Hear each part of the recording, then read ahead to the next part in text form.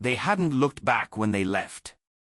Not when the forest swallowed the last glimpse of the cabin, not when the wind carried the faint echo of his voice calling out to them.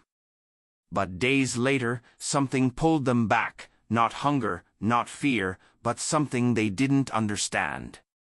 And when they finally reached the place they'd left behind, they found him. The morning had been colder than the last. A pale mist clung to the earth, rolling through the underbrush in slow, ghostly currents. The cubs moved together, shoulder brushing shoulder, their tiny paws pressing down the frost-stiffened grass. They didn't know how far they had gone since leaving the cabin, they didn't understand distance the way humans did. But they knew the forest had grown unfamiliar, the scents sharper, the sounds different. When they'd first wandered from the cabin, it hadn't felt like leaving. The man had been asleep, his hand hanging loosely from the edge of the bed, the faint smell of wood smoke on his clothes. They had only meant to follow a drifting moth through the doorway, to chase the promise of something fluttering and strange.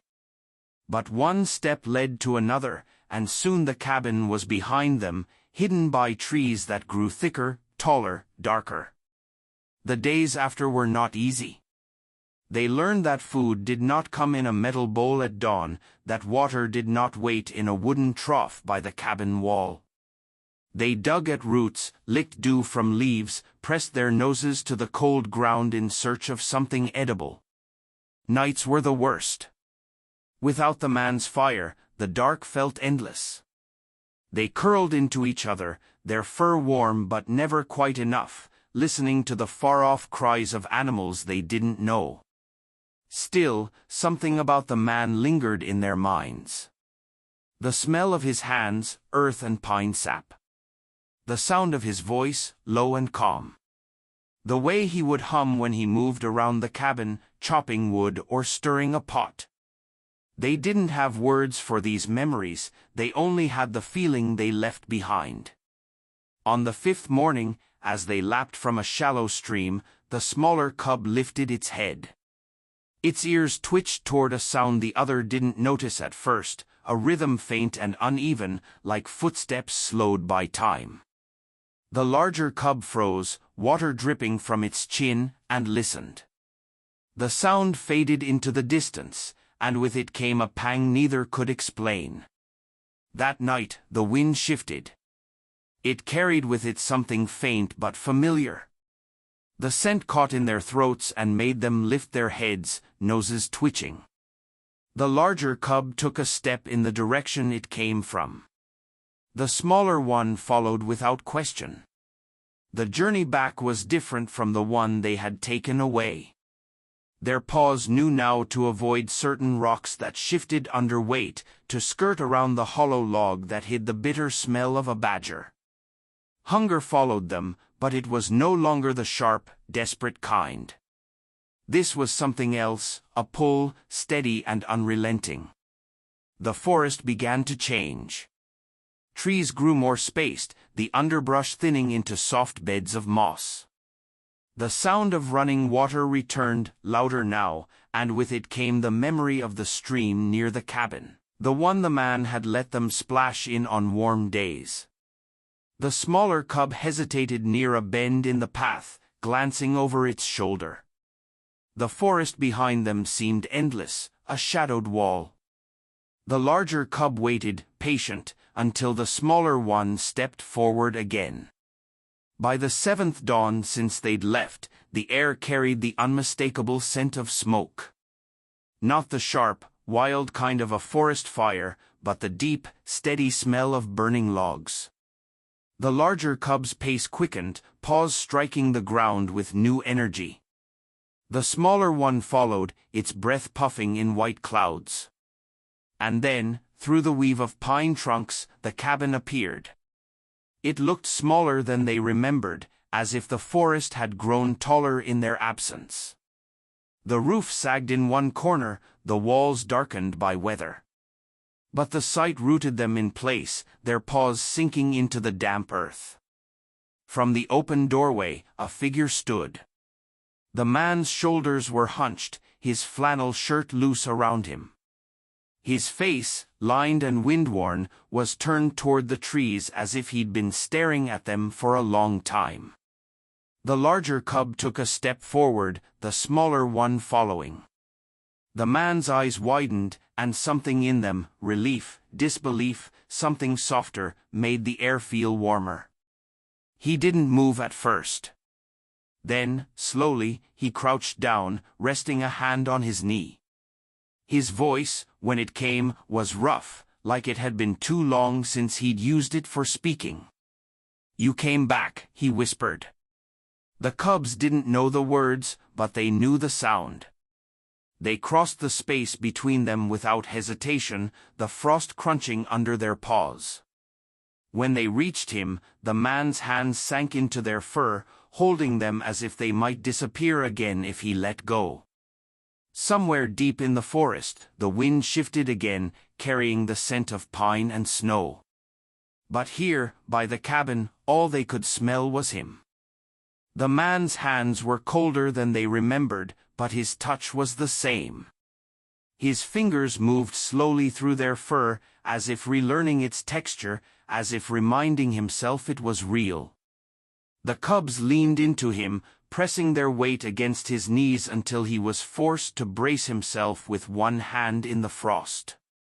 "You," his voice caught, and he shook his head, a faint, rueful smile crossing his lips. "I thought," he stopped, swallowing whatever words had been on their way. The larger cub nudged his chest with its nose.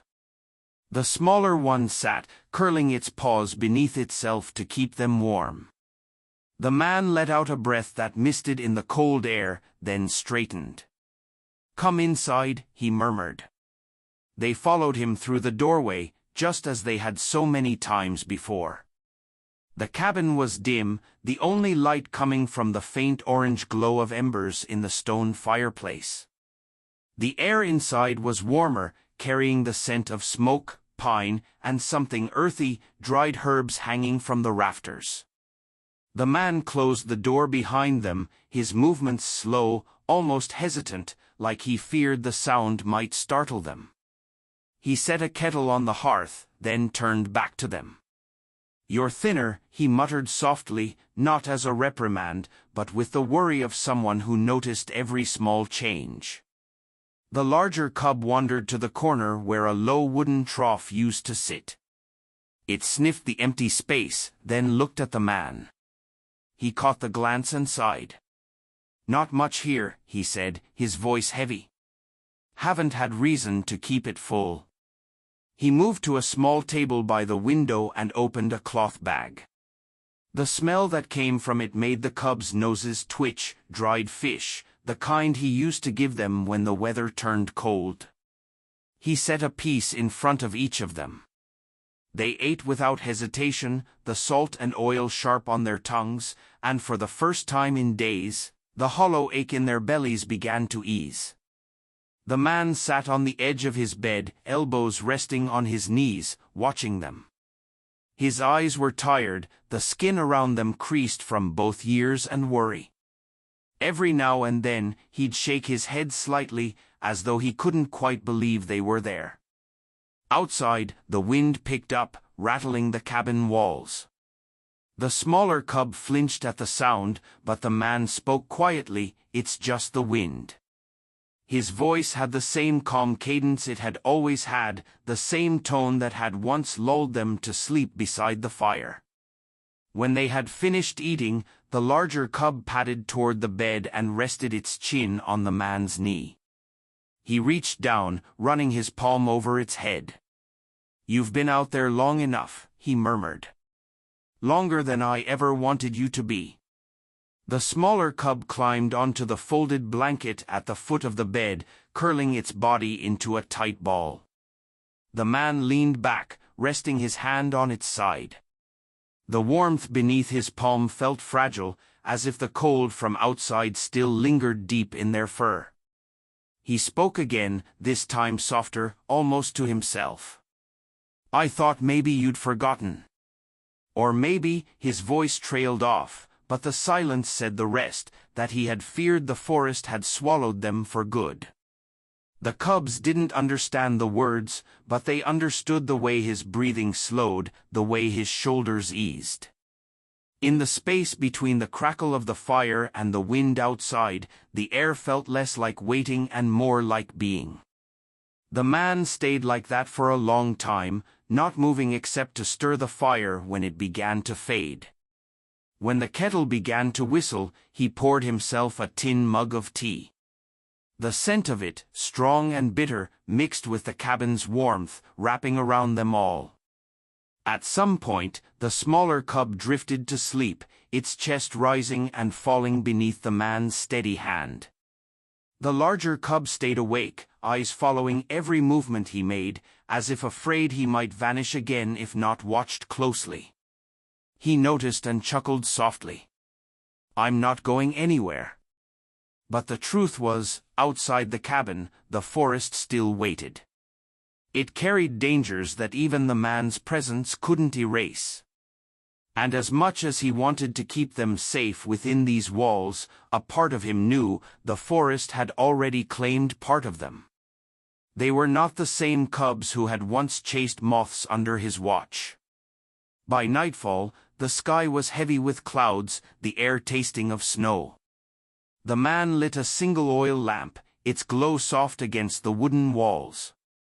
He set another piece of fish for each of them, watching as they ate.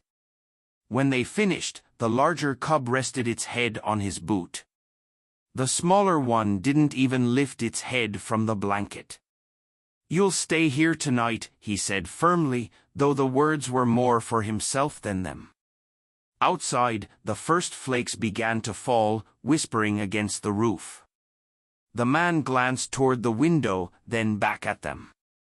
The sight of their small shapes in the lamplight made something inside his chest ache, a mixture of relief, gratitude, and fear for what still lay ahead. For the first time since they'd left, the cubs would sleep under his roof again. By morning, the world outside had turned white. Snow lay heavy on the pines, bending their branches into slow arches. The forest was quieter than usual, no bird calls, no rustle of squirrels, only the muffled sound of flakes drifting down. The man stirred awake to the soft weight on his feet. The larger cub had curled there sometime in the night, its fur warm and damp from melted frost. The smaller cub still occupied the folded blanket at the bed's foot, its nose tucked beneath its paw. For a moment, he didn't move.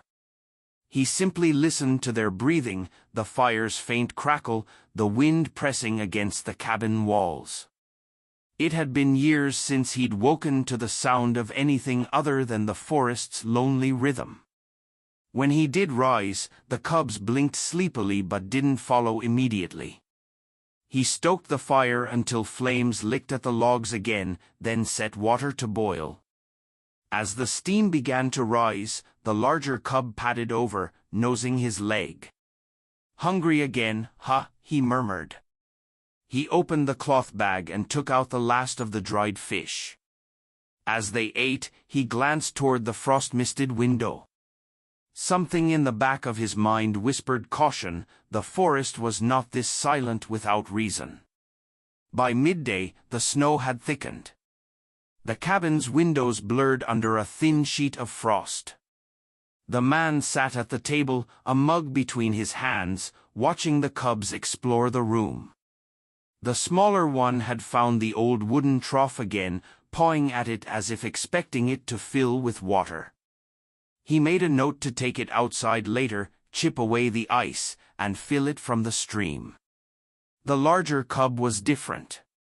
It paced sometimes, circling the door, pausing to sniff at the gap near the floor. Its ears flicked toward sounds the man couldn't hear, faint, distant, muffled by snow. "You're looking for something," he said quietly. The cub froze, meeting his eyes for a brief second before turning back toward the door. That was when he heard it too, a low sound, far off, almost swallowed by the wind. Not a howl. Not quite. Something heavier. He stood, crossing to the window. The snow had turned the forest into a blur, the tree trunks dark shapes against the pale air. But there was nothing moving, at least nothing close. When he looked back, the cub had returned to its sibling, nudging it awake. The smaller one yawned, showing tiny teeth, then followed as the larger moved toward the hearth. The man knelt, brushing a hand through the larger cub's fur. "If something's out there, you're safe here." He meant it, though a part of him knew the forest didn't always respect walls. The day passed slowly. Snow built up against the cabin's sides, muting the wind. He tried to busy himself, repairing a loose hinge on the door, splitting the last of the stacked firewood, but his eyes kept drifting to the cubs. It wasn't just chance that had brought them back. Animals didn't wander miles through deep forest just to retrace their steps without reason. Something had driven them here, and the way the larger cub kept pausing, ears forward, confirmed it. As the light faded, the man lit the oil lamp again. Shadows grew long against the wooden walls. The snow outside reflected the lamplight, making the cabin feel like the center of a pale, endless world. Then, as he reached for the kettle, the sound came again, clearer now. Heavy. Deliberate. Footsteps, but not human. The cubs stiffened instantly, their small bodies low to the floor. The larger one moved toward the door, fur bristling along its back. The man set the kettle down and reached for the old rifle leaning by the wall. He hadn't fired it in years, but the weight of it in his hands was familiar. He moved to the window, peering into the dim white. At first, there was only snow. Then, between the trees, a shape emerged, large, dark, slow-moving. Too big for a wolf. The cubs pressed closer to him now, one on each side. His pulse quickened. The shape moved with a strange patience, as though it knew where it was going. And then it stopped, just at the edge of the clearing. Even in the dim light, he could see the frost clinging to its fur, the way its breath clouded the air in deep bursts. It was another bear, larger, older, with the broad head and heavy shoulders of one who had survived many winters. The cubs didn't make a sound. But he felt the shift in them, a recognition, almost a pull. The older bear stood there for a long moment, its eyes fixed on the cabin. The man didn't move, his hands steady on the rifle, though he didn't raise it. The bear's breath slowed, and then, without warning, it turned, vanishing into the wall of snow. The silence that followed was heavier than before. The man let out a slow breath, setting the rifle back against the wall. The cubs stayed by the door, ears still angled toward the forest. "That's who you've been listening for," he said quietly. They didn't answer, of course. But the truth of it settled in his chest all the same. That night, long after the fire had died down to embers, he lay awake listening. Not for the wind. Not for the snow.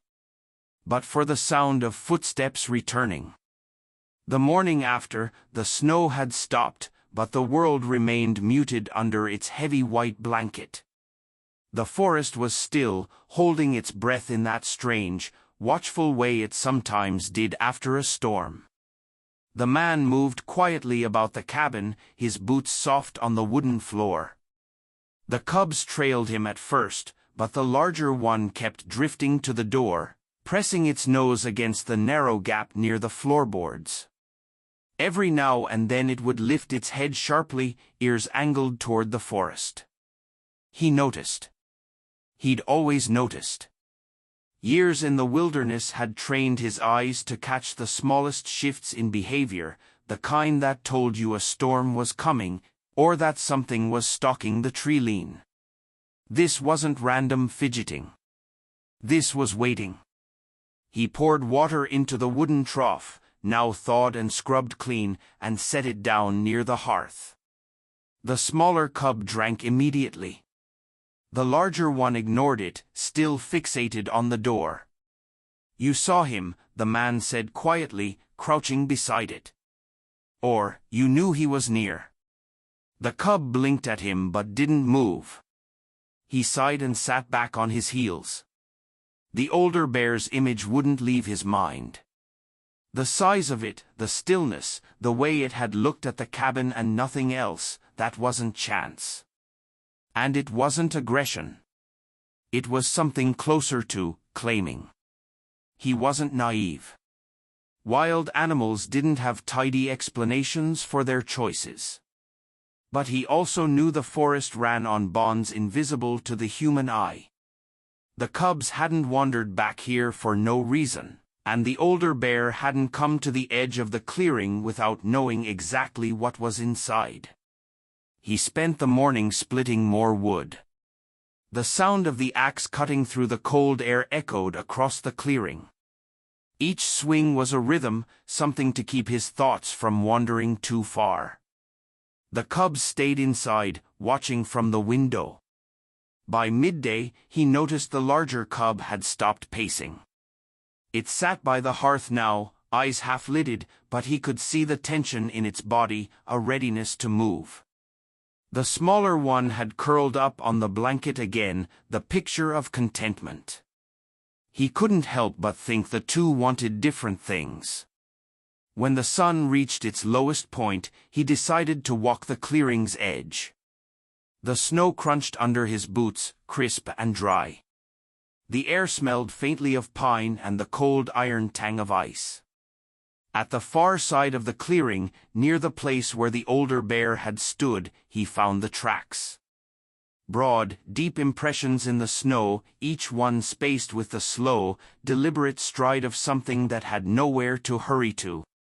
They led into the trees and vanished into shadow. He followed for a short distance, careful to keep his steps quiet. But the forest had already swallowed the trail. When he returned to the cabin, the larger cub was at the window, watching him. The smaller cub stirred but didn't rise. He opened the door, and the larger one stepped toward it instinctively, only to pause when the cold air hit its nose. "You thinking about going?" he asked. The cub didn't answer, but its gaze drifted toward the tree line. That night, the wind returned, carrying with it a faint sound. Not footsteps this time, but a low, distant rumble. He couldn't tell if it was thunder buried in the mountains or the call of the older bear. The cub stirred. The larger one lifted its head, eyes fixed on the door. The smaller one nestled closer to the man's leg, shivering. He knew, then, that the forest wasn't finished with them, or with him. As the firelight flickered across the walls, he thought about what it meant to keep them here. He could feed them for a while longer, shelter them from storms, but they weren't meant for four walls and a roof. They were meant for the spaces between trees, the stretch of riverbank where the air smelled of fish and wet stone. The older bear might be a mother, or a father, or something less easily named, a guardian, a rival, a shadow from their past. Whatever it was, it had come close enough to see them. It wouldn't be the last time. The larger cub rose, padding toward the door again. The man reached out, resting his palm against its side. "Not tonight," he whispered. It stayed there for a while, leaning into his hand, then returned to the hearth. Outside, the snow glowed faintly under the rising moon. The clearing looked untouched, but he knew the forest beyond it was awake. He also knew that if the cubs left again, they might not come back. Still, when he finally lay down, one thought lingered: maybe they weren't the ones who needed convincing to stay. Maybe it was him. The next morning dawned gray, the sky a low ceiling of clouds that seemed to press down on the forest. The man stepped outside early, before the cubs stirred, to bring in more firewood from the stack against the far wall of the cabin. His boots sank into the snow, now crusted on top but still soft underneath. He moved carefully, scanning the tree-line. The storm had erased most of the older bear's tracks, but he didn't need prints to know it had been close again. There was a stillness to the air that only came when something large had passed through in the night. As he bent to pick up an armful of wood, he caught it, a faint scent on the wind. Musky, heavy, tinged with something wild. He froze, listening. The forest was silent except for the occasional groan of snow-laden branches. He brought the wood inside, setting it by the hearth. The cubs were awake now, stretching in unison. The smaller one ambled toward him immediately, rubbing against his leg. The larger one stayed back, watching the door. "You're not going to give up on it, are you?" he asked the larger cub, knowing full well it wouldn't. He spent the morning repairing a section of the roof where the snowmelt had started dripping through. The cubs followed him outside for a short while, nosing through the snow near the cabin steps. But the larger cub kept straying farther, its head lifting every few steps to sniff the air. Around midday, he heard it, a sound so faint it could have been mistaken for the creak of trees in the wind. But it wasn't the trees. It was deeper, more deliberate. The older bear was close. The man's hands tightened around the hammer. He glanced toward the cubs, both now standing still, ears angled toward the forest. The smaller one looked uncertain, shifting its weight from paw to paw. The larger one took a step toward the tree-line. "No," he said sharply. The sound of his voice made them pause, but only for a moment. He watched the shadows between the pines. At first there was nothing. Then, slowly, the older bear emerged, not from the same direction as before, but from the opposite side of the clearing. Snow clung to its fur, melting in dark streaks along its legs. Its eyes were fixed on the cubs. The man stepped forward, positioning himself between them. His heart pounded, but his breathing stayed steady. He didn't raise the rifle, he didn't want this to become a fight. The bear stopped just inside the tree-line, watching. The cubs were still, but he could feel their tension, the pull toward the animal standing there. The older bear took another step forward. "That's close enough," the man said under his breath. His voice was calm, but his muscles were tight. For a long moment, nothing moved. Snowflakes drifted down between them, catching the dim light. Then, without warning, the larger cub broke from its stillness, moving toward the bear. The man reacted instantly, stepping in front of it, blocking its path. The cub gave a small sound, not quite a whine, not quite a growl, and tried to sidestep him. He crouched down, placing a hand firmly against its chest. "Not yet," he murmured. The older bear tilted its head slightly, its breath visible in long, slow bursts. It didn't move forward again. Instead, it lowered its head, watching with an intensity that felt almost human. The standoff lasted minutes, though it felt longer. Finally, the bear turned, moving back into the shadows of the trees. Within seconds, it was gone, leaving only the snows quiet. The larger cub strained against his hand for a moment longer before finally stopping, its breathing quick. The smaller cub had stayed by the cabin steps, eyes wide. He exhaled slowly, releasing the larger cub. It turned toward the forest again, but the bear was already gone. Inside, the warmth felt thinner, the fire less steady. He sat by the hearth, watching the cubs. The larger one paced restlessly. The smaller one lay down, head on its paws, but its gaze never left the door. "They'll keep coming," he said aloud, more to himself than to them. He knew it was true. The older bear had seen them twice now. It wouldn't forget.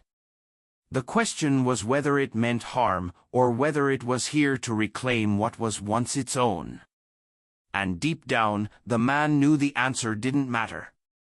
The forest didn't work in terms of ownership or fairness. It worked in instincts and survival, and in bonds that didn't always include him. That night, the wind picked up again. The cubs slept close to the fire, but every time a branch cracked outside, the larger one's head would lift, ears twitching.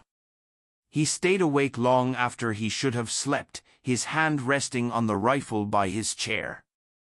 The snow was coming again. And with it, so was the decision he didn't want to make. The storm came in the night. Thick snow hammered the roof, and the wind rattled the shutters hard enough to make the oil lamp sway. The man had banked the fire before bed, but by midnight he was up again, adding another log and checking the door latch. The cubs were restless. The smaller one curled tight against the hearthstones, but its ears flicked at every groan from the wind. The larger cub paced, stopping often at the door to sniff along the edges, as if trying to read the air beyond. He knew that behavior now. It wasn't the wind the cub was listening to. By dawn, the storm had slowed, leaving the clearing buried deeper than he'd seen it in years. The sky had that pale, flat light that comes after heavy snow, the kind that made shadows vanish and distance hard to judge. He boiled water, split the last few sticks of kindling from the stack, and was about to refill the trough when the larger cub froze mid-step. Its head lifted, ears sharp, body leaning toward the door. The smaller cub sat up, eyes wide. He felt it then too, not a sound at first, but a vibration in the floorboards, subtle and rhythmic. Heavy steps, muffled by snow, but close. He set the kettle down, heart tightening. Slowly, he reached for the rifle leaning by the wall. The cubs didn't take their eyes from the door. The sound grew clearer. A soft crunch of snow, the low scrape of something large shifting its weight. Then a shadow moved past the frosted window, so close he could see the dark outline against the pale glass. The cubs moved forward in unison. He stepped between them and the door, pressing them back gently with his legs. The latch rattled. Not from the wind. From weight. The man's grip on the rifle tightened. He kept the barrel low, not ready to fire unless he had to. "Easy," he muttered, though he wasn't sure if he was talking to himself or the cubs. Through the thin slats of the window, he caught sight of it, the older bear, its fur matted with snow, its muzzle flecked with frost. It was closer than it had ever been, right up against the cabin wall, its breath fogging the wood. The bear didn't growl. It didn't push further. It simply stood there, its head turning slightly as if listening. The cubs' bodies trembled against his legs. The larger one gave a low, throaty sound, not aggression, not fear, but something else. Recognition. The older bear's ears twitched. It stepped sideways along the wall until it was directly in front of the door. The weight of it shifted again, and the door's hinges groaned faintly. The man's mind raced. If it forced its way in, the cabin would not hold it back for long. But the bear didn't seem to be testing the strength of the door. It was waiting. Seconds stretched. The only sounds were the cub's quick breathing and the slow, steady rhythm of the bear's own. Then, just as suddenly as it had come, the bear stepped back. Its shadow moved away from the window, and its outline blurred into the snow. The larger cub whined softly, taking a step toward the door. He caught it by the scruff, gently but firmly, and held it in place. "No," he said. His voice was low, but there was an edge to it. The bear didn't return that morning. But its nearness had left the cabin different, as if the walls themselves had absorbed its presence. He didn't put the rifle back that day. It stayed propped against the wall by the door, within arm's reach. The cubs stayed close to him, though the larger one's eyes kept drifting toward the window. When night fell, the wind returned, bringing with it the faintest trace of that musky scent through the cracks in the wood. He lay awake in the chair by the fire, the rifle across his lap, and wondered how many nights he could keep this up. The forest didn't press without reason. Whatever tied the cubs to that bear was pulling harder now. And every time the older bear came closer, the harder it would be to stop them from answering it. The next 2 days passed in a strange rhythm, short bursts of quiet inside the cabin, interrupted by the presence of something just beyond its walls. The older bear didn't linger every time, but it came often enough that the cubs no longer startled when they heard its steps. The man noticed the change in them. The smaller cub still hesitated, sticking close to the hearth when the scent drifted through the cracks. But the larger one no longer trembled, it stood straighter, ears forward, tail low but steady. It didn't try to force the door, but it didn't need to. Its body said what its paws didn't, it wanted to go. He told himself he'd keep the routine. Keep them fed, keep the fire strong, keep the rifle close. But the truth was, he was adjusting too, listening for the older bear without meaning to, recognizing its approach long before it appeared. The snow outside had hardened under a thin crust of ice, making every step in the clearing louder. That morning, he heard the sound long before the cubs reacted, a steady, heavy crunch, pausing every few strides. The older bear was circling again. He didn't open the door. Instead, he stood at the window, the glass clouded with frost, watching the shadow move between the pines. The cubs came to his side, their noses pressed against the wooden wall beneath the sill. When the older bear reached the clearing, it didn't stop at the edge. It came forward slowly, each step deliberate, until it stood halfway between the tree-line and the cabin. The man's grip tightened on the edge of the sill.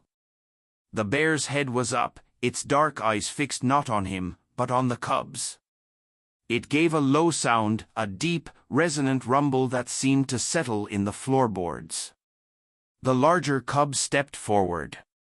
The smaller one hesitated, then followed, their paws soundless on the worn planks. The man moved to block them, but the larger cub turned its head and looked up at him. It wasn't the glance of an animal asking permission. It was something more certain, a statement. The older bear didn't move closer. It stood there, breath clouding in the cold, watching. The man could feel the pull in the cubs without needing to see it. "Not yet," he said again, his voice quieter this time. The standoff stretched until the bear finally turned, walking back toward the trees. But this time, it stopped before disappearing and looked back. The larger cub responded with a low sound of its own. That night, the cabin felt smaller. The cubs didn't settle by the fire the way they used to. They lay near the door instead, their heads resting on their paws, eyes half open. The man sat in his chair, the rifle leaning against it, staring at the flames but not really seeing them. He'd been here before, in another way, the moment when something you've cared for is ready to leave, and all you can do is stand in the way or step aside. The difference now was that the forest didn't ask. It took. When the older bear returned the next morning, it didn't stop in the clearing. It came straight to the cabin, its massive form blocking half the light through the frosted window. The cubs rose instantly, pressing their noses to the crack beneath the door. The man stood with his hand on the latch, torn between holding it shut and opening it wide. He could feel the cubs' bodies tense beside him, the readiness in their stance. The older bear's breathing was slow, steady, filling the small space with its presence even without entering. It lowered its head, bringing its muzzle close to the door. The cubs both made the same low sound, a soft, almost questioning noise.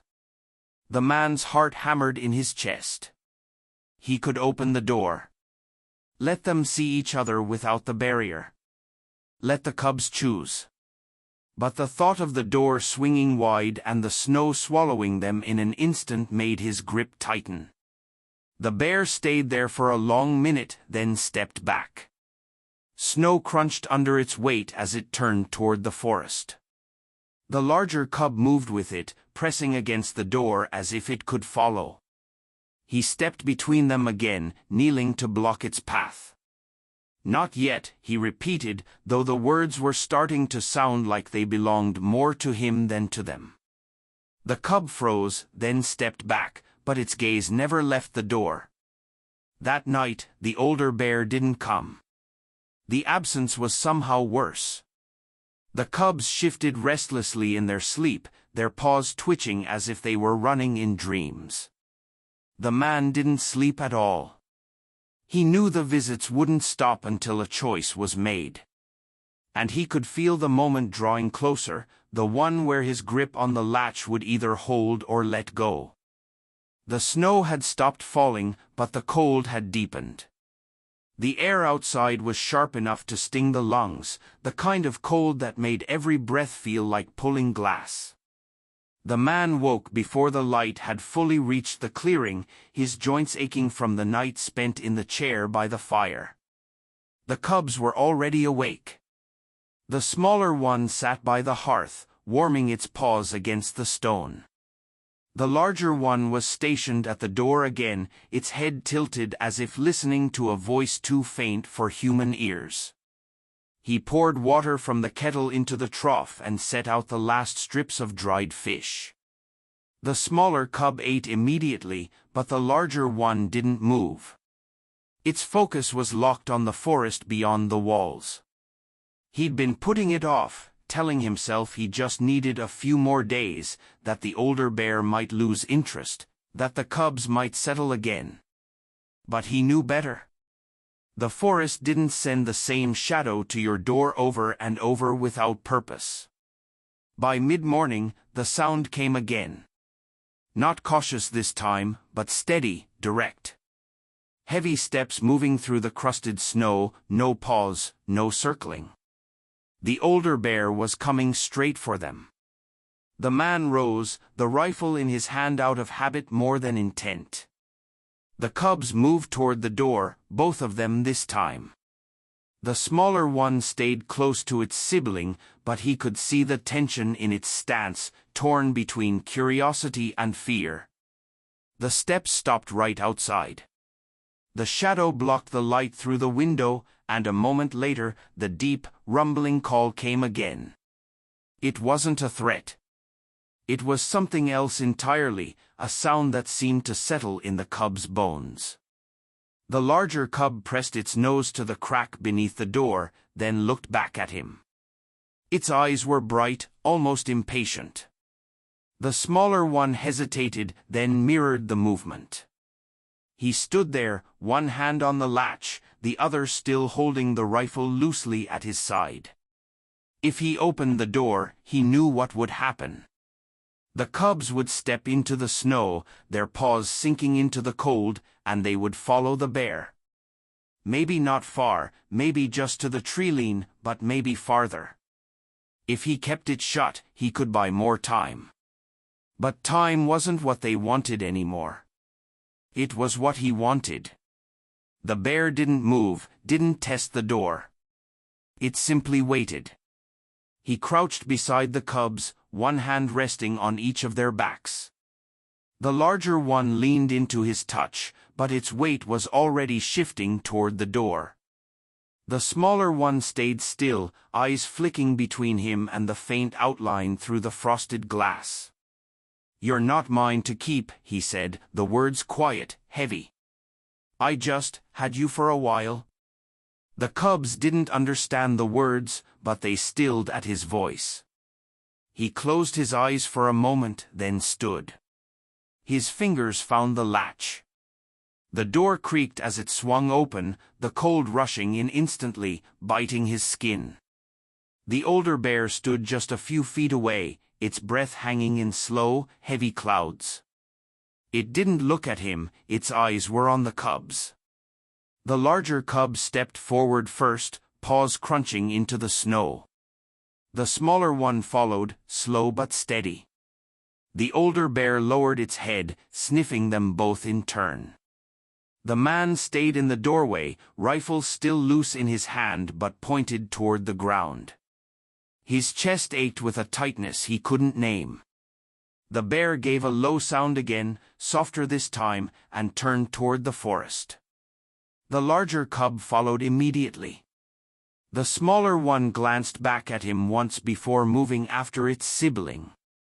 He didn't call out. Didn't move to stop them. He stood there in the doorway, the cold pooling around his boots, watching their small shapes trail behind the larger shadow until all three slipped between the trees. The clearing was silent again. He closed the door, the latch clicking into place. The cabin felt too quiet now, the space around the hearth too wide. The air smelled faintly of snow and pine, but their warmth was gone. He sat by the fire, staring at the empty blanket at the bed's foot. His hands felt strange without the familiar press of fur beneath them. The forest had taken them back. He'd always known it would. The cabin was different without them. The silence wasn't the same kind he'd lived with before they came, that was a stillness he'd chosen. This was absence. It had weight. The first morning without them, he woke before sunrise out of habit. For a moment, half dreaming, he expected to hear the soft scuff of small paws on the floorboards, the faint snuffling as they came to check on him. But the hearth was bare, the blanket undisturbed. He lit the fire anyway, because that's what he always did. The kettle went on the hook, steam slowly unfurling into the air. The smell of wood smoke filled the cabin, but it felt hollow without the undercurrent of their scent, the faint musk of fur, the damp trace of snow melting off their coats. Outside, the snow was untouched. The tracks from yesterday's departure had been softened overnight by a light dusting, as if the forest had already begun to erase the evidence. He kept himself busy through the day. Split wood. Checked the roof again for leaks. Repaired a loose hinge on the shutter. He told himself it was to prepare for the next storm, but really it was to keep from sitting still long enough to feel the ache. That night, he lingered at the table long after the fire had burned low, staring into the dark beyond the window. Every shape in the shadows looked like movement. Every creak of the wood sounded like footsteps. The second day was worse. He found himself glancing at the corner where the trough sat, half expecting to see them there, noses dipped into the water. He caught himself holding back the last strip of dried fish, as if saving it for them. By evening, the silence felt heavier than the snow pressing against the walls. He poured himself a mug of tea and sat by the fire, trying not to look at the door. The third day, the forest sent him something. It was just after dawn when he noticed it, a set of fresh tracks leading into the clearing from the far side. Not the wide, deep impressions of the older bear. These were smaller. He followed them with his eyes to the base of the steps. There, in the snow, sat a single pine bough, green against the white. It was fresh, not fallen, the cut end still damp. He stepped outside, boots crunching in the snow, and picked it up. The scent was sharp, resinous. He looked to the tree lean. For a moment, he thought he saw a small shape move between the trunks, low to the ground, quick, almost shy. But it was gone before he could be sure. He stood there for a long while, the cold biting through his flannel. The tracks led back toward the forest, but he didn't follow. Not yet. Inside, he set the pine bough on the table. It sat there like a message he couldn't quite read. That night, he slept with his boots near the bed. The fourth morning, there was another set of tracks, these ones crossing the clearing from the opposite side. They didn't come to the cabin, but they passed close enough for him to see their shape clearly. Small paws. 4 toes. Familiar. He followed them a few steps into the trees before stopping himself. The forest was vast, and tracks could vanish with the next snowfall. But the direction, he knew it led toward the river bend where the older bear had first stood. All day, he thought about it. The cubs could be gone for good. But they could also be close enough to see the cabin from the shadows, close enough to leave signs without stepping into the open. By evening, he was sure of one thing: if they wanted him to know they were there, they would let him. And maybe they already had. That night, he left the door unlatched. Not wide, not enough for the wind to tear it open, just unlatched. The forest didn't answer. But he had the sense it was watching. On the 5th morning, the sky was clear for the first time in over a week. The cold was still sharp, but the light was brighter, turning the snow into a sheet of glittering white. He rose before the sun crested the pines, stoked the fire, and set the kettle on. It was the kind of morning that would have once brought the cubs to the door, noses pressed to the gap, watching the world wake. He stepped outside with his mug, the steam curling into the cold air. The clearing was quiet, the kind of quiet that came when every sound was swallowed by snow. But then, faintly, he heard it, a single crunch of ice. Not the steady tread of the older bear, not the random scatter of deer hooves. Something lighter. He set the mug down on the step and turned his head toward the sound. At the edge of the clearing, half in shadow, 2 shapes stood. The cubs. They looked different. Their fur was thicker, fuller, with the sheen of animals who had been eating well. The larger one stood tall, shoulders squared, eyes bright. The smaller one lingered a step behind, head tilted, as if deciding whether to come closer. Behind them, just far enough back to blend with the trees, the older bear watched. Its presence was steady, like the shadow of a mountain. The man didn't move forward. He knew better than to close the distance too quickly. Instead, he crouched where he was, resting his hands on his knees, letting the cold seep through his gloves. The larger cub took the first step toward him, slow but certain. The smaller followed, their paws leaving neat impressions in the untouched snow. They stopped a few feet away, their breath visible in the thin morning light. For a moment, none of them moved. The forest was holding its breath again, the same way it had on the day they left. "You found your way back," he said quietly. The larger cub shifted its weight, glancing once toward the older bear, then back to him. The smaller one took another step forward and sniffed at the cuff of his boot. He didn't reach out. Not yet. He let them decide. The larger cub moved closer, closing the space until its head was within arm's reach. He raised his hand slowly, letting it rest on the side of its neck. The warmth of it bled into his fingers instantly. The smaller cub pressed its head against his leg. He let out a slow breath, the cold stinging his lungs. He knew they wouldn't stay long. This wasn't a return to the old days, not a reversal of what the forest had claimed. This was something else, a visit. A reminder. From the treeline, the older bear gave a low sound. The larger cub lifted its head, ears twitching toward the voice.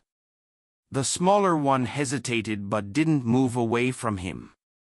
He withdrew his hands slowly, giving them space. Go on, he murmured.